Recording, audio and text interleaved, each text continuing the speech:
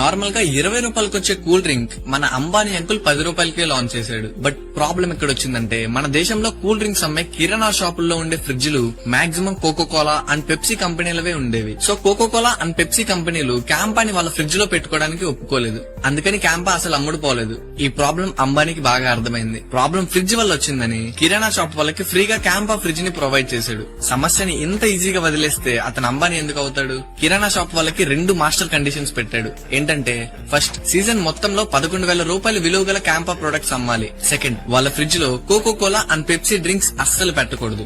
Really master mind కదా?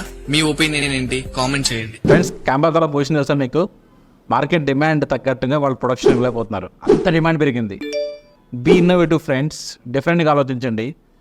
అంత పెద్ద అంబానీ అయినా సరే, సక్సెస్ఫుల్ అంబానీ, ఈవెన్ దో అంత హ్యాపీగా ఉన్న ఈ సెక్టార్లోంచి ఒక సెక్టార్లోకి వచ్చి డిఫరెంట్గా ఇన్నోవేటివ్గా చేస్తేనే అంబానీ కూడా మార్కెట్లో ఉండదు. అంబానీ కూడా ఉండవు. గుర్తుపెట్టుకోండి. ఒక నోకియా, ఒక మోటరోలా ఒకప్పుడు సక్సెస్ఫుల్ కంపెనీస్, ఇప్పుడు ఏంటి?